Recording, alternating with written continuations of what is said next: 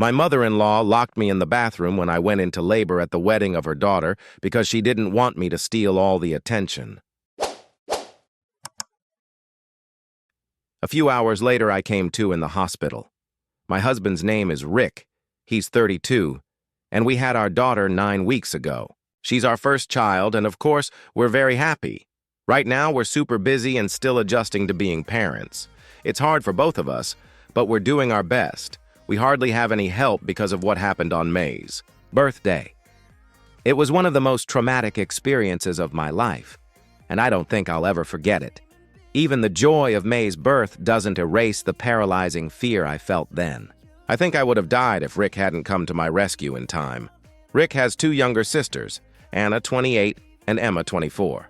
I get along well with both of them, and I don't think there's any hostility between us. We're not super close because everyone's busy with their careers and we rarely see each other.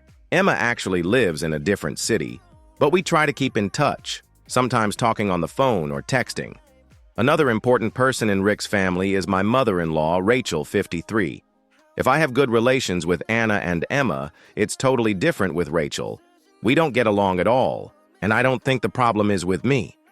She has difficult relationships with everyone around her. Rachel is the biggest control freak you can imagine. She never stops. She wants everything to go exactly her way. All her kids, all 3, mostly do whatever she wants. She raised them alone because their father left. So the kids try to make life easier for her and for themselves. What's worse, if anyone dares to want something different from what she wants, her reaction ranges from annoyance and complaining to full-on tantrums with crying and screaming. She's really hard to deal with, so I try to stay as far away from her as possible. Rick understands this.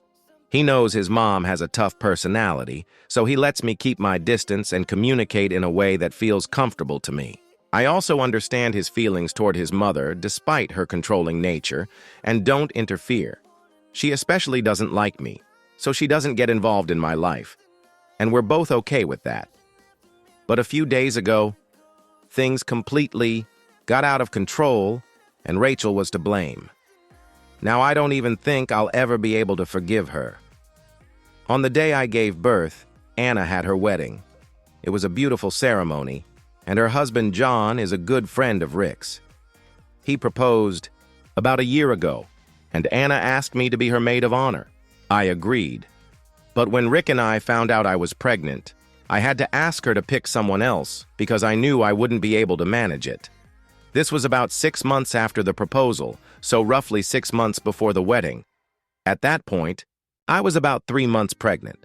I expected a negative reaction from her when I declined, but I knew I had to prioritize. Before talking to Anna, I was very nervous, scared that our relationship might never be the same. But to my relief and surprise, that didn't happen. Anna was thrilled when I told her I was pregnant. She even forgot about the wedding for a moment. When I said I couldn't be her maid of honor, she said, "The main thing is that you're okay." She even considered postponing the wedding so I wouldn't miss it if May arrived early. In the end, she didn't postpone it for many reasons. Honestly, she shouldn't have. Emma was the witness at the wedding, and I understood both sisters were busy with preparations, so I tried not to bother them too much during my difficult pregnancy. But they both kept in touch, visited me, and helped a lot. I feel a bit guilty that I couldn't support Anna on such an important day for her, even though she supported me all along. The only person who was unhappy with the situation was my mother-in-law.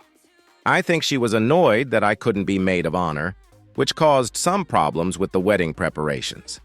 That was the only logical explanation, and I could understand it, but her hostility toward me continued even after Anna calmly accepted my refusal. The bride wasn't angry at me at all, but Rachel started treating me badly after that. It was strange, but I thought I was just overthinking because of hormones, that she was just stressed about the wedding, and that all these thoughts were just made-up scenarios in my head. I tried to ignore her as much as possible, and mostly everything was okay. The situation completely spiraled out of control, literally and figuratively, at the wedding itself. That was 2 weeks ago, and I was about to give birth any day. My legs were terribly swollen, my belly huge, and I felt like I was going to faint. But I still wanted to go to the wedding because Anna wanted me there. I asked her in advance if she wanted me at her wedding because I didn't want to draw attention to myself on her day. I explained that being a very pregnant woman at a late stage might shift guests' attention to me, and I didn't want that. The wedding day is for the bride and groom, and I didn't want to be the person who ruins it. When I said this to Anna, she got genuinely upset and hurt. She said she couldn't believe I would blow her off like that and didn't want to come to her wedding. She said she didn't care about attention or other people's looks. All she wanted was family to be around on her special day. She firmly told me I had to come and not make a drama about it. I knew she meant it sincerely. She's not the type to beat around the bush. If she really didn't want me there, she'd say it directly. But she wanted me there and said it confidently, and I felt I had to be with her. So, despite my severe physical discomfort, I knew I had to support her at the wedding. I won't lie. I was scared because of my condition, but I really wanted to help and make that day special for Anna. And here's the problem. Rachel, my mother-in-law, was absolutely against me being there. She saw me as a huge obstacle stealing attention from her daughter, and from the moment I entered the wedding venue, she started provoking me. Eventually, she locked me in the bathroom when I went into labor. I started screaming and banging on the door, and thankfully, Rick heard me and managed to call an ambulance. They took me to the hospital, and everything ended well, but it was the scariest thing I've ever been through. Since then, I can't get rid of the feeling that my mother-in-law wanted to harm me and the baby on purpose. And I'm afraid our family relationships will never be normal. Rick didn't want to tell anything in detail then, and I am grateful to him for that. I simply didn't have the strength to cope with such information. I heard some noise behind the door and asked what was going on there. He answered that the mother-in-law was standing outside and wanted to come in to see the granddaughter. I told him in detail everything that had happened. I told him what she did, how she put our daughter in danger just like that. I stated that I would never allow her to come near the child. Never. To me, she no longer exists. He answered that he already knew everything. When he found me in such a state, she couldn't stand it and confessed everything. I told him that the fact that she confessed does not mean at all that I am going to forgive her. He laughed and said that from now on, to him his mother was also dead, and that he was going to file a report against her with the police for putting my life and the life of our daughter in danger. He said that he would act according to the law and make sure that she gets punished for what she did. When I heard that, it felt like a weight was lifted off my shoulders. I know that he loves his mother. All three of them love her. But after what she did, putting my life and the life of our daughter at risk, I had no intention at all of forgiving her. If Rick had chosen her, not me, our marriage would have been over. There would be no way back. Honestly, I expected that he might choose his mother because, despite everything, she really put a lot of effort into raising them. Maybe I didn't expect that he would stand so firmly on my side, but I don't complain at all. On the contrary, now I love him even more if that's even possible. I asked how the wedding went, and he said everything was fine. Emma and Anna were already waiting for his call to visit us. I asked if Anna was angry, and he laughed, saying I had absolutely nothing to worry about. Anna was shining with pride and happiness, saying that the whole family was at her wedding, and the birth became the best gift she could have received. When he said that, tears came to my eyes, and I asked him to call them immediately. Within a few minutes, Anna, Emma, and John were with me in the ward.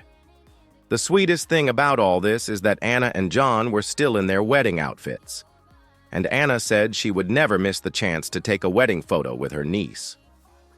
I just burst into tears. It was an incredibly touching moment. After the photo, I apologized to Anna for ruining her day. She hugged me and said that I was looking at it all completely wrong because I made her day special. I told her about the mother-in-law's behavior starting from the moment we announced the pregnancy.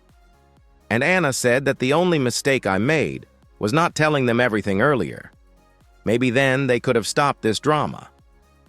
I said I didn't want to cause problems, to which Emma interjected and said that any problems don't matter as long as I'm safe. I'm crying again even as I write this because that's when I realized they love me like their own family. To them, I wasn't just their brother's wife. I became their own person. She is one of the best people I know. She is so confident, happy, and self-sufficient. I really don't understand how Rachel can be the complete opposite of her children. It's like they looked at her and understood what kind of people they definitely didn't want to become. It's very strange, but it doesn't bother me at all. Everything was wonderful. The mother-in-law was still outside. And it turned out, Anna told her at the door that she would personally make sure that Rick and I went to court. The mother-in-law wanted to come in and see May, but I didn't want her anywhere near me. Anna said we needed to stay away from her for our own safety. Anna apologized to me, saying that maybe she should have paid attention earlier to her mother's excessive care, or more clearly conveyed that the pregnancy was not a problem for her at all. She suggested that then this situation could have been avoided. I answered that she always gave me a sense of security and there is definitely no fault of hers in what happened. Meanwhile, Rick was talking to his mother outside all this time. When 2 or 3 days later, May and I were discharged and we returned home, Rick told me what they talked about with the mother-in-law. He told her he intended to sue her and that she could go fuck herself because this decision was final. He also said that she would never be allowed in May's life. She was no longer her grandmother in any sense.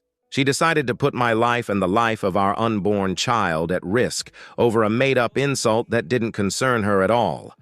Besides, he added that the money he gave her, while she lived off Rick and Emma, would be significantly reduced. At that moment, she started crying, saying she had worked her whole life for her children and didn't deserve such treatment. Rick said he fully understood and appreciated everything she did for them, but that didn't give her the right to control their lives. He said she was wrong and that for many years he turned a blind eye and looked for excuses for her actions. But now, that was over. When it came to me and us, she should have realized she had crossed the line and showed that she was dangerous. Especially since Anna had no problems at all with my delivery. Rachel replied that as a mother, she understood that Anna wouldn't want me to ruin her day. When Anna heard that, she just tore her to shreds. So, we will definitely sue Rachel, but Rick will handle everything, because I have a newborn baby to take care of, and I don't want to get into all that drama. Rick said he would take care of it. None of her children now want to communicate with her. Anna completely cut ties with her. Emma talks only when necessary, and Rick and I, naturally, maintain complete lack of communication. I don't think the mother-in-law expected. Update number 2. We obtained a restraining order against my mother-in-law. She has not made any attempts to do anything since, but we still remain cautious. Emma took her for an examination and spoke with a psychologist and psychiatrist. My mother-in-law's fine. She was diagnosed with generalized anxiety disorder and that's it.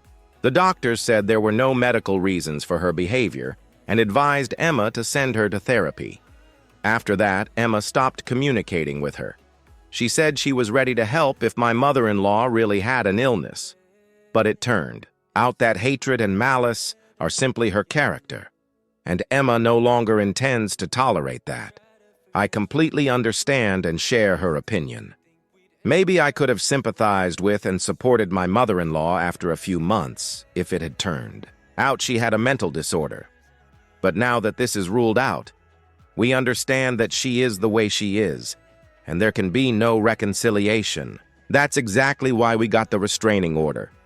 For Rick and me, safety is above all else, and my mother-in-law has already twice proven that being around her is unsafe. Moreover, she is specifically negatively disposed toward May, so we need to be even more careful and prevent any contact between them. I think this is my last update, and I sincerely hope I never have to talk about this situation again.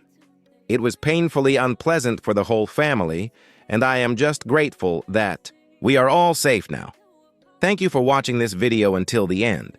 Watch our previous video which you can see right here. And good luck to you.